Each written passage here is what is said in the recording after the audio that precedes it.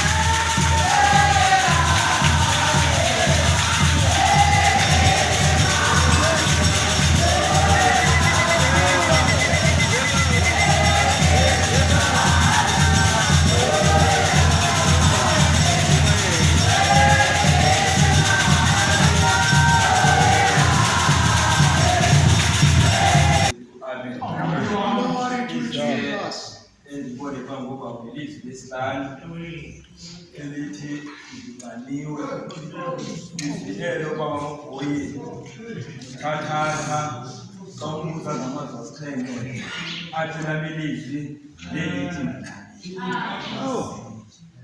ile ndawo emveni kokuba imiqondiso yenzekile uyesu mosibaba uyenza imiqondiso ngelixesha esemnqamlezweni.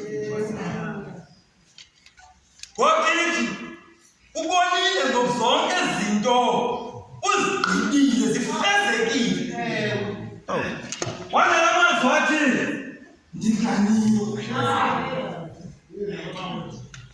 uYesu kangalale kobawo kwaye ubethiwe waphinde wahlatywa amandla ethile kuye. uYesu mosithi incwadi yeBhayibhile uze ebuhlobo lomntu. Umntu siyayazi ukuba unegazi, unomphefumlo, unomoya. Kodwa asingabo bonke abanomoya. Ngoba nomoya iba ngumoya kaThixo lo. Kwaye alixesha lokuqala sithi ndinganiwe elethilo nangaphambili kunye wathi khalipha amanzi zisele. Nganiwe. Saka David bayancama abantu kodwa asizukungena ekuncaneni kwaba. Ngoba izinto ezinganwayo okanye ezinganikwa ngumntu ophilayo ziyingxaki zinzima.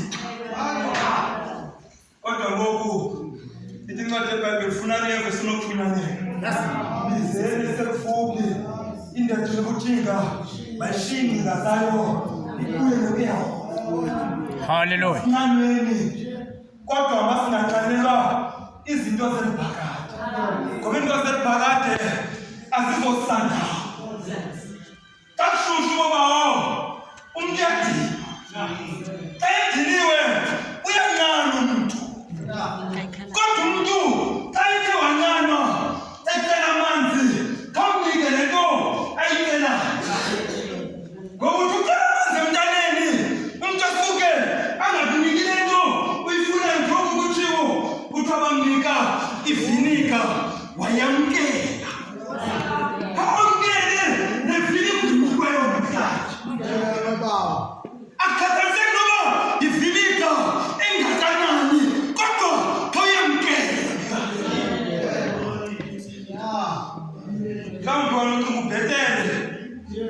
okanye uzenza bhetele.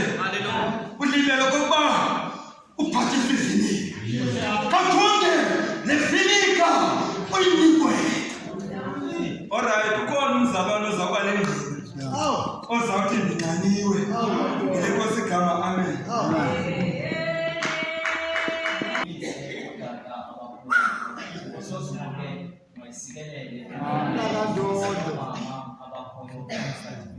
Amen. Ikwara esivumela kamandi nabahlali awabaphezana abapolisi. Abanye balanga inkosi yozibukela bayisikelele. Hallelujah. Ngethuba engafumana izo makulindawo. Emva kweminyaka. Yes. Emva kweminyaka bahamenda wakwethu singafumane ethuba.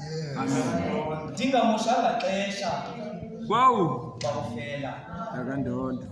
Iminqamlezo mithathu. Yes. Mithathu nje iminqamlezo. uYesu usesiphakathini. Yes. Xa ndijonga kakuhle bawufela ubajongile abantu bakhe. Ebajongile nje kufika ithuba logoduka. Uthe wajonga wabona abantu bakhe bakhathazekile waqonda ukuba makakhuphe ilizwi. Yes. Yeah. Umsebenzi ugqibile.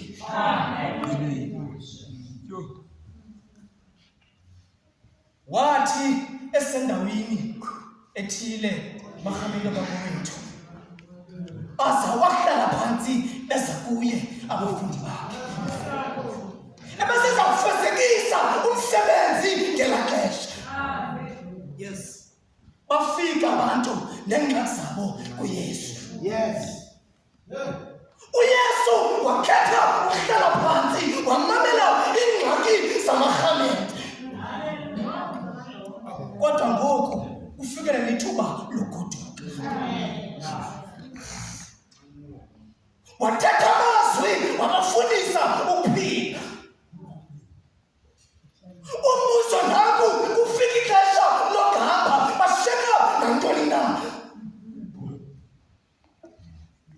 Esemnqamlezweni ejinga nje ubajongile umbuzo naku basheka nantoni na. Udalu uYesu engalali.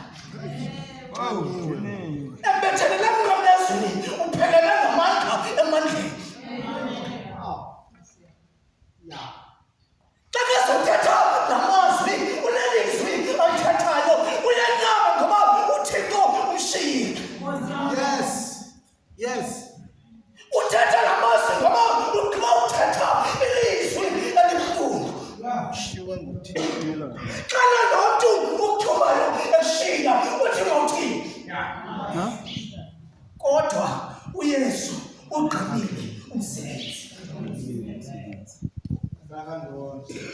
Kawuthathe usijonge nawe uhambe uphelele ngamandla.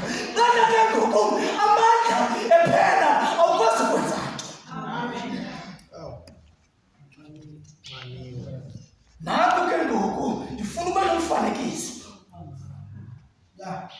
Nguwe lona kudala usenza izinto ubancedile abantu bengaboneli ntweni. Wamphakamisa umuntu engenanto wanento. Kodwa ngoku kufika ithuba lokusuka kuloo nto. Xa kazawuthi ndinqaniwe uyahamba ngokuba umsebenzi ugqibile. uYesu uthi ndinqaniwe mhlawumbi enqaniwe nje ikhona into enqwenelweyo. Asinoyazi noba unqwenelwe amanzi okanye unqwenelwe umphefumlo udinga ilizwi. Mhlawumbi enqaniwe nje unqwenelwe amanzi okanye unqwenelwe ukurifilwa nguMoya Oyingcwele. Yes. Yes. inkosi yozuko mayisikelele.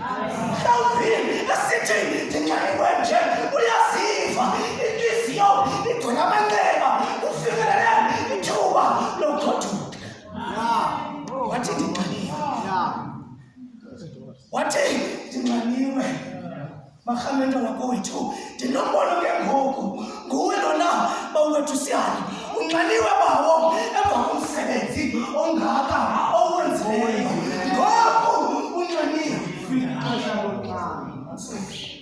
Hayi mandiyeke boba into ngosi ba.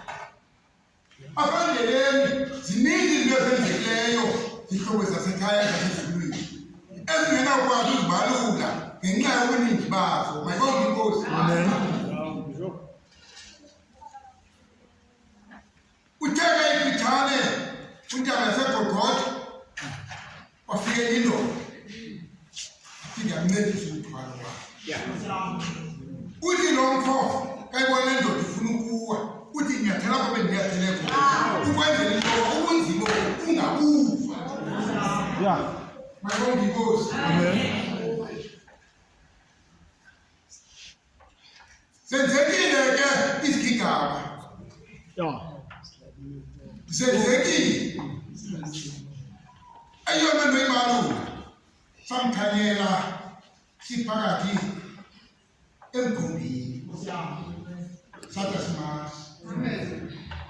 Smart ngobani.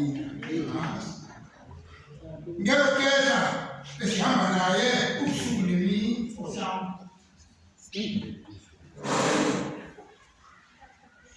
Kanikumbula kakuhle bathi besiphakathi esikhithaleni lahloko uvilwa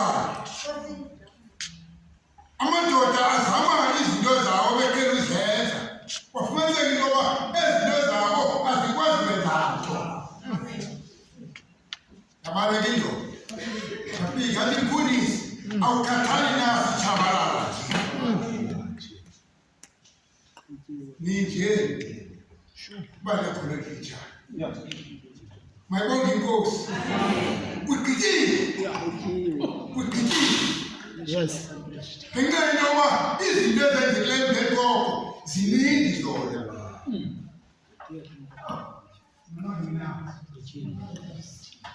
aloyi sabakathala thixo wami undishiyangaleni kuyafika ke umntu eyogqibile umsebenzi wakhe mayibonge inkosi uthixo uke ujonga umntanakhe wabethwa yimfesane ngaphakathi ngoba engamthumelanga eNdiya ngoku ubuya elenye uhlobo kugqityiwe. Yes. Kunjalo ke bantakwethu kakugqityiwe kunyanzelekile uye kule ndawo uthunyelwa kuyo ngenxa yento yoba ugqityiwe zasemhlabeni. Mayibonge inkosi. Umongameli